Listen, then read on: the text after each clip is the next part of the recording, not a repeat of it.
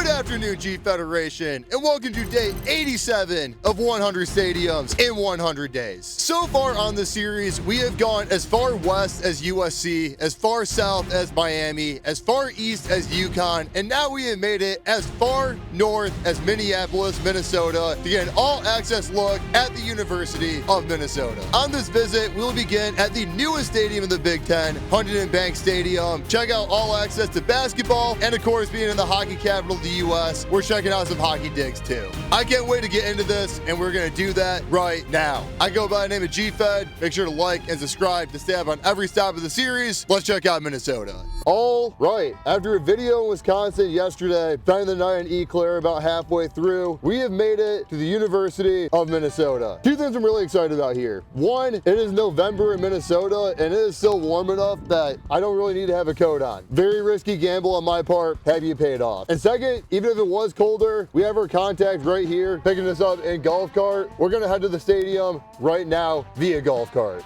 Right as the sun is rising on Huntington Bank Stadium is when we arrive. I love a good early morning tour. With the sunset getting earlier and earlier, we've been really pushing getting daylight on some of these. Good that that's not gonna be a worry today. Now on our arrival, we'll be starting this video up in the recruiting room, which right above, we have every single county in Minnesota wrapping around the entire stadium. I don't think I noticed that the first time I was here. Pretty cool stuff. Here is our entrance into that, and upon our arrival, we have a little goodie bag to unpack too. Let's see what Minnesota got us. First thing to throw on, Minnesota hoodie. Next up, we have a row the boat hat. So a lot of people on this channel know I went to Western Michigan who had row the boat before Minnesota poached our head coach, PJ Fleck. Gonna be a little bit of adjustment wearing the row the boat Minnesota stuff, but for today, we'll make it look good. Next thing up, we have the Beat Wisconsin pin for this weekend. We were just at Wisconsin yesterday. I'm sure they're not gonna be the biggest fan of me putting this on, but I wear what I'm given. And then we have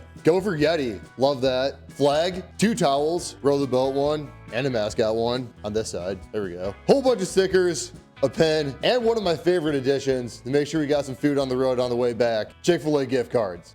I'll be using those. Now that we're all geared up, looking right, let's see what's going on in this recruiting lounge. First spot, we have a little lounge area right here with some of the Minnesota threads. These uniforms are pretty hard to keep up on in Minnesota because, believe it or not, Minnesota changes their uniforms every single week. Whether it's the colors, the decals, something gets tweaked up every single time just a little bit. Everyone knows that happens at like an Oregon or a Maryland. I don't think a lot of people know that happens at Minnesota too. Then over here by the seats, we have a lot of iconic photos. Minnesota winning the Axe, PJ Fleck himself, and a lot of Gopher talk up this way. Sky U Mon row the boat is a lot of what you see nationally. This is what that is explained a little bit up here. And even beyond row the boat as a whole, the oar, the boat, the compass, every single part of it has its own meaning. This whole room really captures everything you need to know about PJ Fleck's Minnesota really, really well. And as we head out of it, we have to shout out these tables because who doesn't love a good mascot table too? As we leave the recruiting area, we are just taking the full player experience at this point. We are now going from here into the locker room. As we pass by an entire timeline of Minnesota football right through here, dating all the way back to the first Minnesota-Wisconsin game in 1890, into the heyday of Minnesota football in the 30s and 40s when they were winning their national championships,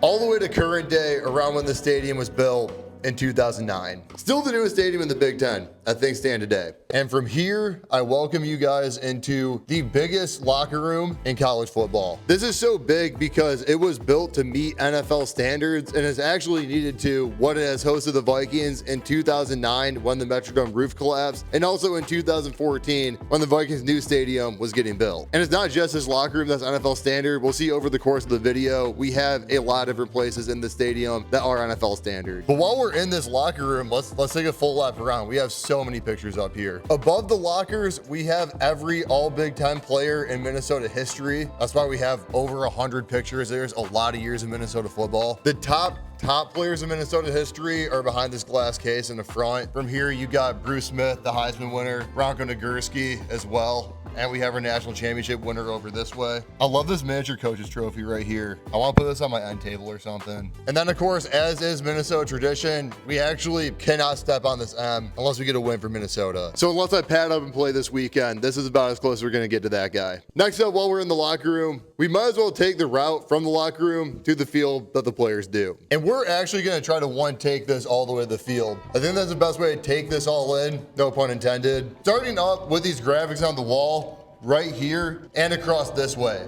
Something cool about these graphics is these were actually painted by the creative team around when PJ arrived and brought the whole row of the boat mantra. Don't see that everywhere. Love seeing that at Minnesota. Next up this way, if you can't tell already from the first batch, we have oars everywhere getting out to the field. These oars were all made by fans as well. There's over 100 of these, probably a few hundred, and every single one was painted, designed, and given to the team by fans. This is a community-based program, and that's what they really wanted to lean into as they walk onto the field. So much so that on this walk, actually, this gray side right here is typically fans, and then the black side is where all the players are coming out, divided by a bike rack during a game day. But the big thing, as we turn left, we go out to our field for our first walk into the stadium, and we see our first sign. What a warm welcome. I think we gotta run out to this. This is pretty cool.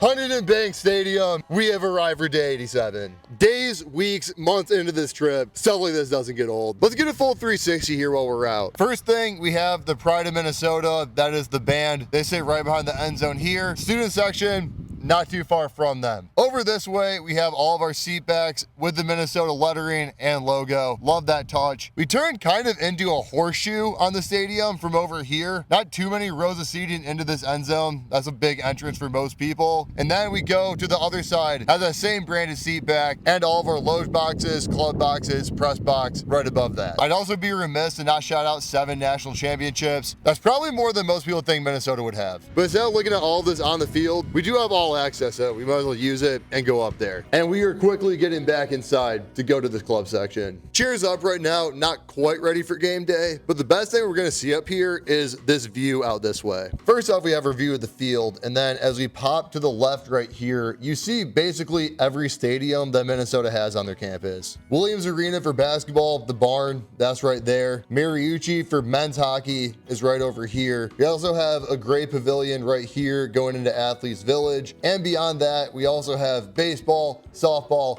a women's hockey specific arena, and many more. We're gonna get into all of them later, and you can correct me if I'm wrong, but I'm pretty confident that Minnesota has the most indoor seating capacity of any school in the entire country. With the basketball arena, a 10,000 seat hockey arena right next to it, and a women's hockey specific arena, you just don't see that everywhere. But as we pass this nice glass club space, we're gonna go even further to get one more view. We have a little separate club space right through here that's gonna get the best view of Minneapolis we're probably gonna have on this entire tour. Just out this way, we have all those described arenas, and just to the left, welcome to the big city, baby. Leaving this club area, off to press next. Here is press row of Huntington Bank right here. Here is Sid Hartman's seat that we're taking this shot from directly. Absolute icon of 100 years. Had to shout that out. Also, like most great press areas, we have a lot of press related stuff with old papers from great games. As we walk through press level though, the thing that I was most interested in that I saw up here is how much stuff has been hosted in Huntington Bank Stadium. Usually being a college football stadium, especially one that's in the same city as an NFL stadium, it doesn't host that many things outside of college football, but that's not the case here at all. Of course, being Minnesota, there has been hockey here, both college and NHL, but this has also become like the go-to stadium venue for Minneapolis. We've had Beyonce play here twice, and for these concerts, look at this crowd that we're drawing. That's fantastic. One Direction, Imagine Dragons. We've even had some high-level soccer over here. This place has just seen everything. Next up, off the elevator, we are into Club Cambria, and this is the club section I think is the best looking one in the whole stadium. Cambria is also the company that made all the tables in the recruiting section that we like so much, so shout out to them. Starting from the right, plenty of the row of the boat branding up, plenty of tables, big screen to the left right here to catch up on Minnesota and all the other action going on in the country. Big bar space, of course. And then we got some great wooden logos, some great shots before we pop out of the field and check out a view. Right down the center, right on the 50-yard line, this is what we're working with. Is this the best seat in the house where we're standing right now? This is where I would want to watch a game. But not too far from that now. We are up one floor from the Cambria Club into some loge boxes that we're gonna see out this way. And as we exit up this way, here is one more look from our last premium section we'll be seeing. I did have just one last thing I want to show up here, though. We've gotten a lot of good views and documentation from these premium levels. I understand not everyone that watches these videos is going to sit in the premium levels, and even in the general seating at Minnesota, there are some fantastic views. We are above the very top row of the end zone section right now, and look at what we're working with. This is fantastic. While we stay in more common places, we are going to go through our main concourse level right here until we get into another not so common place, which will take us into Minnesota's football facility up next. Kind of a souped up golf cart we got here. We got like Apple CarPlay in the golf cart. I've got a lot of golf carts. I have not seen that one yet. We got speakers too. I got in the golf cart too quick the first time. This is next level stuff in Minnesota. See you football. On to the next stop. Now off of our golf cart, we are into the athletics village that does not just have the football facility, but really the facility for any Minnesota sport on campus. So starting right here, we have Nagurski. The old football indoor now serves all of athletics. We have a nutrition center right down here. Above that, we have men's and women's basketball. You can kind of see the practice courts right up this way. Taking a left right here, there is a gymnastics specific performance center over this way, which to the left of, with our great Minnesota sign, we have our indoor that catwalks into the football facility. They'll head into right this way, into the performance center, into the Hall of Fame. Here we go. First thing we got to highlight in the Hall of Fame, of course, this is Paul Bunyan's Axe home day to day right here. If you have not picked up from today already or from the Wisconsin video yesterday, this is the most played rivalry in college football and is tied currently until somebody wins this Saturday. This is also where our Heisman Trophy is kept to the right here with some Thanksgiving festivities. I love that detail. Thanksgiving is the best holiday in the whole calendar. I will not stand for anything else. Then we have our Big Ten West Division Championship from 2019. RIP to a fantastic division. And to the right of that, we have our Rose Bowl trophy from 1962. And one more thing, of course, all 6 bowl trophies, 100 PJ Fleck. I was actually at this Quick Lane Bowl game in 2018. Pretty cool to see that one again. From here, we are now one floor up to check out the weight room. That also has, as we pan to our right, a putting green I have never seen in a facility before. Clearly this means we have to put a shot up, right? Just one for the one time. You guys know the rules. Only one shot at our athletic feat of the day. And considering I've not golfed in maybe 3 years, not feeling too confident about this one. Get in the hole. Easy 2-putt. Beautiful stroke, beautiful weight room. On to our next thing across the hall. That next thing is actually going to be the indoor, which will take us back outside down this way. Just past a few more PJ-isms, we've made it inside. At the time this was built, this was the biggest indoor facility in college football. And with us being to a lot of indoors, I still think it is pretty close. And kind of like the locker rooms you're going over as well, this was built to be NFL quality. And a lot of NFL teams come here to practice when they play the Vikings. Like for example, when the Eagles won the Super Bowl in 2018, they practice in here to get ready. And with my Lions being a divisional opponent, I'm sure they've been here a few times too. Actually, while we're in the area, we're going to pop into the basketball facility too. So why not? You guys know I'm a basketball guy. I just want to see it. Passing every Minnesota team accolade on our way up. We're going to take this one floor up from there and make it a basketball. Right past the gear wall, right past the threads, into the facility. And here is that gym right over here. And once again, this is a 3-level facility. We are just on the bottom floor. The women's court is right above this, looking pretty much identical. All of our Big Ten members is along this baseline right here. Banners over this way. And then we have a little bit of our own basketball gym over here, some team mantras. And we have a wall right here, specifically for medicine balls. Because you need something just a little bit sturdier to hurl 20-pound balls at. Now that we've seen all the practice facilities though, we got to go into actual game day facilities too. So the cool thing about the barn that I actually just found out as I was talking to our contacts right here is this is 2 completely different venues all in the same building. Not only do we have Williams Arena, that is what most people know as a barn that we're going to enter into right here. When you go to the left, we also have Maturi Pavilion that is going to host our wrestling, our volleyball. That is a completely different arena, even though they're under the same roof right here. We're gonna enter through Maturi for volleyball, wrestling, and gymnastics. Passing by some national championship trophies for cheer and dance, one of the biggest programs in Minnesota. Can you believe that Minnesota's dance team has more Instagram followers than any team on campus? But back to the point we were talking about, we can see Williams Arena is just through this door for basketball, while we're in Maturi right over here. Which once again, here's our wrestling team, here's our volleyball team over here, and we have gymnastics as well. Let's go take a peek at what we're working with on this side. Oh man, We love a good barn. We love it. We got the volleyball court down right now, and just this part of the building hosts over 5,000 people. But of course, when we get into the barn, it gets even bigger. Now, just after one short walk, we have made it to Williams. All of our history seems to be on this wall right here. We'll dive into Minnesota basketball real quick. Got some classic players. Klay Thompson's dad went here. Flip Saunders went here. Kevin McHale went here. But we have to head down this way to really take in the stadium that we'll pop into right through section 110. Like we were saying, this is very much a multi-use setup. We have the wrestling floor down right now. But as you can see with these banners up, that is also the home to men's basketball and women's basketball. And of course, the main thing I always think about when I think of the barn is this is one of 3 college basketball arenas that has a raised floor. Right here, you can kind of see the court right under the mat and see how far off the ground it is. Only really a couple steps, but it is raised. Right here is all of the benches. If you're looking to get subbed into a basketball game, here's kind of the view of the game you're looking at. And if you're going into the locker room, just past the student section this way is where it's going to be underground.